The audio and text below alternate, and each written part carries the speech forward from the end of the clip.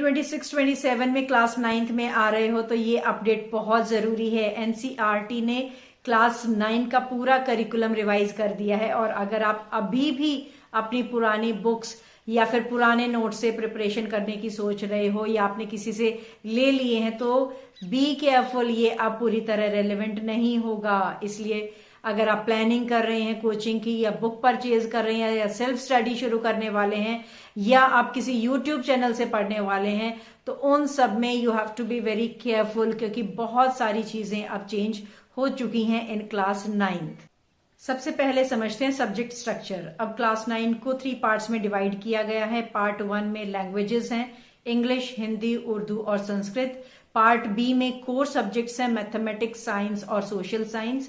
And part 3 is completely dedicated to curricular areas, जिसमें individuals in society, vocational education, arts education और physical education and wellbeing है। इसका मतलब साफ है कि फोकस अब सिर्फ एकेडमिक्स पर नहीं बल्कि होलिस्टिक डेवलपमेंट पर भी है। The major change has come in mathematics. पहले 12 चैप्टर्स होते थे, अब 15 चैप्टर्स होंगे।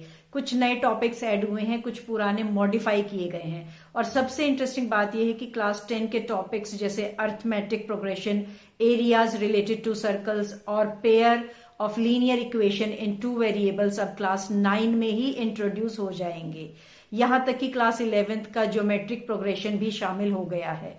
यानी फाउंडेशन अब पहले से ज्यादा स्ट्रांग और एडवांस्ड बनाए जाने की कोशिश है। इसके अलावा मैथ्स असेसमेंट अब 2 लेवल्स पर हो जाएगी। प्रोफिशिएंसी जो मैंडेटरी होगा और एडवांस्ड जो आपकी ऑप्शनल होगी। यहाँ पे डिसीजन पेरेंट्स ने लेना है, स्टूडेंट्स ने लेना है कि आपको अपने फ्यूचर एकेडमिक्स की प्लानिंग को ध्यान में रखते हुए कौन सा ऑप्शन आपके लिए ज्यादा बेटर रहेगा। साइंस में चैप्टर्स 12 से घटाकर 11 हो गए हैं, लेकिन स्ट्रक्चर पूरी तरह इंटीग्रेटेड हो गया है। अब बायोलॉजी, केमिस्ट्री, फिजिक्स और अर्थ साइंस एक इंटीग्रेटेड अप्रोच में पढ़ाए जाएंगे। फोकस रहेगा एप्लीकेशन ऑफ कॉन्सेप्ट्स पर, यानी रटने से ज्यादा समझने पर। फिजिक्स में चैप्टर्स 5 से घटकर 4 हो गए हैं और ग्रेविटेशन चैप्टर डिलीट कर दिया गया है। वर्क एंड एनर्जी का नाम बदलकर work, energy and simple machines कर दिया गया है और इसमें सिंपल मशीन्स, मैकेनिकल एडवांटेज, पुली, इंक्लाइंड प्लेन और लिवर जैसे टॉपिक्स ऐड किए गए हैं। केमिस्ट्री में चैप्टर्स पहले 4 की बजाय अब 3 हो गए हैं और matter in our surroundings delete किया गया है, जबकि बाकी चैप्टर्स में नए टॉपिक्स ऐड हुए हैं। बायोलॉजी में चैप्टर्स 3 से बढ़कर 4 हो गए हैं, यानी एक चैप्टर और इसमें ऐड हो गया है। इम्प्रूवमेंट इन फूड रिसोर्सेज हटाया गया है और 2 नए चैप्टर्स रिप्रोडक्शन और डाइवर्सिटी जोड़ दिए गए हैं। सेल और टिश्यूज चैप्टर्स में भी नए कॉन्सेप्ट शामिल हो गए हैं। सोशल साइंस में चैप्टर्स 20 से घटाकर 16 कर दिए गए हैं और एक नया इंट्रोडक्टरी चैप्टर इसमें ऐड किया गया है। हिस्ट्री में फोकस वर्ल्ड हिस्ट्री से हटाकर अर्ली ह्यूमन हिस्ट्री पर लाया गया है। हरप्पन कल्चर और भक्ति ट्रेडिशन जैसे टॉपिक्स भी अब क्लास 9 में ऐड कर दिए गए हैं। ज्योग्राफी में ओशन रिलीफ और बायोम्स डिस्ट्रीब्यूशन जैसे नए टॉपिक्स जोड़े गए हैं। साथ ही plate tectonics, interior of earth और कंपोजिशन ऑफ अर्थ जैसे क्लास 11 के कॉन्सेप्ट्स को क्लास 9 में इंट्रोड्यूस किया गया है। पॉलिटिकल साइंस में जस्टिस, अथॉरिटी और इलेक्शंस जैसे हायर लेवल के टॉपिक्स को क्लास 9 में शामिल किया गया है। इकोनॉमिक्स में अब प्रैक्टिकल फाइनेंस पर जोर दिया गया है। बजटिंग, इनकम टैक्स और इन्वेस्टमेंट ऑप्शंस जैसे टॉपिक्स शामिल किए गए हैं, जो स्टूडेंट्स को रियल लाइफ फाइनेंशियल लिटरेसी देने में कामयाब होंगे, ऐसा एनसीईआरटी का मानना है।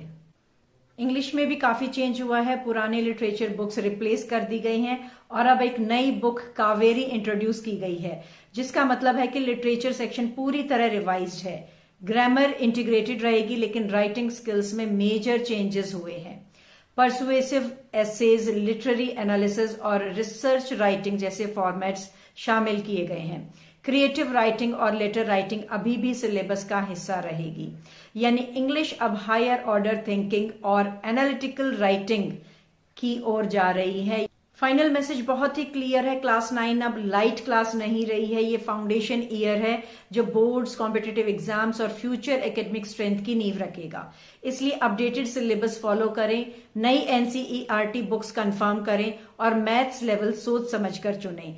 सही प्लानिंग ही आपको आगे ले जा सकती है, कॉम्पिटिटिव एज दे सकती है। So if you are a student, share this video and discuss with your parents.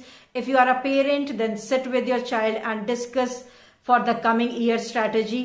And if you are a teacher, then prepare your lesson plans accordingly. आप अपने बच्चों को कितनी engaging एक्टिविटीज, कितनी फ्रूटफुल लर्निंग दे सकते हैं जिससे बच्चे ये सोच के ना डरें कि हमें 10th या 11th के कॉन्सेप्ट्स दे दिए गए, बल्कि ये समझकर एंजॉय करें कि वो आने वाले ईयर्स में जो उनको पढ़ना था वो अभी क्लास 9 में ही उनको इतना एक्सपोजर दे दिया है एनसीईआरटी करिकुलम ने कि वो अभी से उन चीजों को समझ रहे हैं, उनको सीख रहे हैं और अपना करियर आगे बहुत अच्छे से वो बना सकते हैं। So all the very best to class 9 students.